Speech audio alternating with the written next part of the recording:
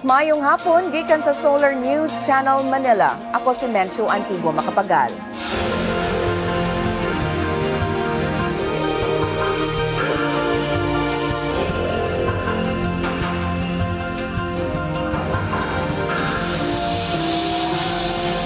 Ano yung mga balita alang sa Kabisayan ug Mindanao?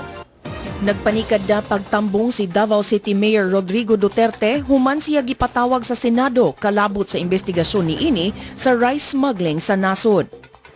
Mibisita si US Senator Marco Rubio sa Tacloban City kagahapon aron pagsusi sa kahimtang sa syudad duha ka bulan human miigo ang bagyong Yolanda.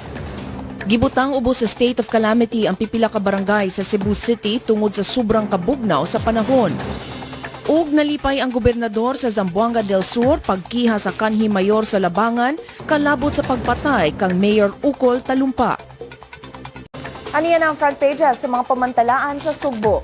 Sa Sunstar Cebu, Sunstar Super Balita ug Cebu Daily News, 11 milyones pesos ang danyo sa lagutmon sa 17 ka barangay sa Cebu City nga ubos na sa state of calamity. Atong sayon ng front pages sa mga pamantalaan sa Mindanao. Sa Sunstar Davao, gisabina sa Senado si Davao City Mayor Rodrigo Duterte o si Davidson Bangayan mahitungod sa issue sa rice smuggling. Og sa Bandera Mindanao, nangayo nagtabang si Butuan City Mayor Ferdinand Amante alang sa mga biktima sa kadaot dala sa bagyong Agaton. Ani asabang front pages sa Mindanao Daily sa nagkalain-laing bahin sa Mindanao. Sa Western Mindanao, naghikog ang usa ka lalaki human sa ilang away sa iyang amahan sa Rizal, Zamboanga del Norte.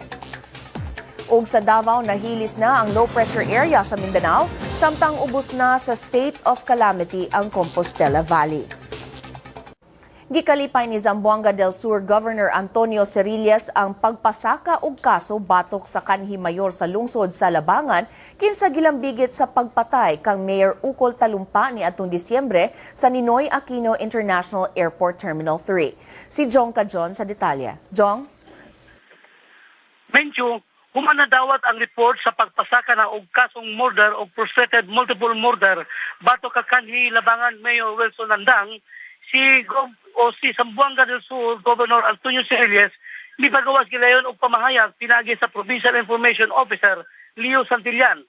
Nang hinaot ang gobernador nga matagan og gustisya ang kamatayon ni Labangan Mayor Ukol Talumpa kinsa gipatay uban ng iyang asawa og pagumangkon niadtong Disyembre 20 sa ilang pag-abot sa NAIA Terminal 3. Si Talumpa na ilang political leader ni Governor Cerillas og napiling mayor niadtong lang Mayo sa maging tuig. Nahimo kining vice mayor ni kanhi Mayor Landang og nag-atbang ang duha eleksyon niadtong Mayo. Nagpapili si Talumpa ubos sa National People's Coalition samtang ubos sa Liberal Party si Landang. Niadtong Lunes, gilakip na og kiha si Landang diha sa Pasay Regional Trial Court human gitumbok sa kapulisan nga may kalambigitan sa pagpatay ni Mayor o sa Mayor. Una gikiha sa kapulisan ang gitumbog nga gunman nga si Mayok o Marox Amlong ug laing duha ka wala mailhing lalaki. Si Amlong gila nga tao ni Nandang. Lakip sa namatay sa maong pagpamusil ang asawa ni Talumpa nga si Lea ug pagumangkon nga si Saripudin. Napagan sa tabo ang 18 ka bulan nga bata nga si Phil Tomas Lirasan. Ituan ang kampanya ni Talumpa batok sa illegal drugs activity sa Labangan, din gilambigit si Nandang mao'y unang motibo sa pagpamusil. Aduna sa nag-ungong nga election protest si Nandang batok kang Talumpa. Mencho? Daghang salamat, Jong Cajon. Reporting gikan Pagadian City. Mapasalamaton ang Pagadian City Government ngadto sa Department of Social Welfare and Development tungod sa pag-ila sa syudad isip usa sa dunay dakong natampo alang sa daycare center services. Napili karong bag-o ang Pagadian City isip usa sa mga awardee sa pagkilala sa natatanging kontribusyon sa bayan kun Panata Ko sa Bayan Award. Pinaagi sa DSWD ug sa Office of the President. Kini tungod sa pagtukod sa Pagadian City og 72 ka daycare centers sulod sa 54 ka barangay niini. Gidawat ni Councilor Bienvenido Culve ang award kinsa maoy may represent kang Mayor Romeo Pulmones atol sa awarding ceremony nga gitambungan mismo sa presidente.